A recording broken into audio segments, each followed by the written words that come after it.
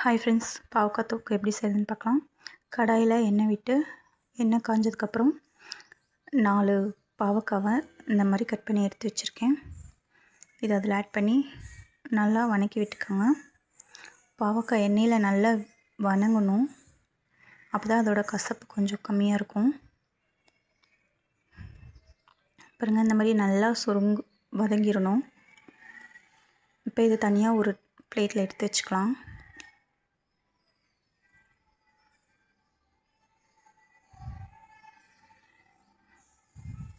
இப்போ அதே கடாயில் கொஞ்சம் எண்ணெய் ஊற்றிக்கலாம்.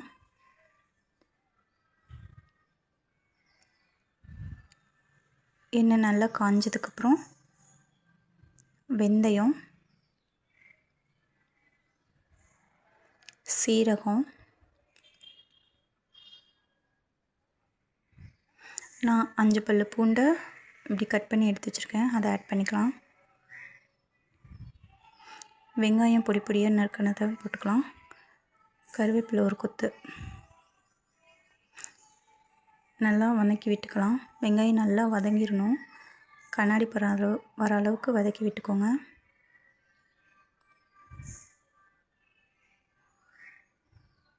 இப்போ 3 பழுத்த தக்காளியை இது மாதிரி கட் பண்ணி வச்சுருக்கேன், ஆட் பண்ணிக்கலாம்.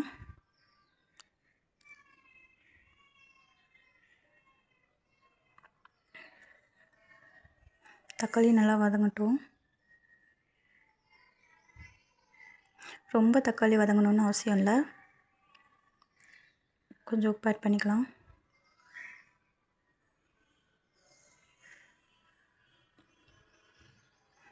இப்போ மசாலா ஆட் பண்ணிக்கலாம்.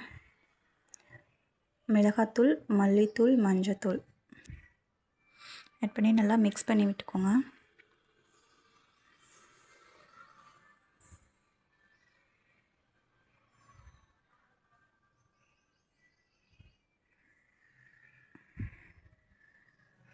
இந்த மாதிரி தக்காளி வதங்கியிருக்கணும். இப்போ இதில் வதக்கி வச்ச பாவக்காவை ஆட் பண்ணிக்கலாம்.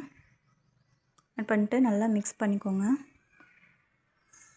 இப்போ இதில் நான் ஒரு பெரிய நெல்லிக்காய் சைஸ் அளவுக்கு புளி ஊற வச்சு கரைச்சி எடுத்து வச்சுருக்கேன், அதை ஊற்றிக்கிறேன். நான் வேறு எந்த தண்ணியும் ஆட் பண்ணல, வெறும் புளி தண்ணி மட்டும்தான் ஊற்றுறேன். இப்போ நல்லா மிக்ஸ் பண்ணிவிட்டு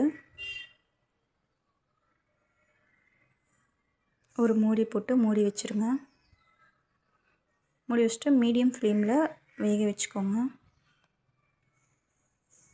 பாருங்க, நல்லா சுண்டி இந்த மாதிரி தொக்கு மாதிரி வந்துச்சு. இப்போ தொக்கு ரெடி ஆயிடுச்சு. இது நல்லா சுடு சாப்பாட்டோடு சாப்பிட்டா கசப்பு இல்லாமல் ரொம்ப டேஸ்ட்டாக இருக்கும். ஓகே ஃப்ரெண்ட்ஸ், உங்களுக்கு இந்த வீடியோ பிடிச்சிருந்தால் லைக் பண்ணி ஷேர் பண்ணுங்கள். ஃபஸ்ட் டைம் இந்த வீடியோ பார்க்குற மாதிரி இருந்தால் சப்ஸ்கிரைப் பண்ணுங்கள். தேங்க்ஸ்.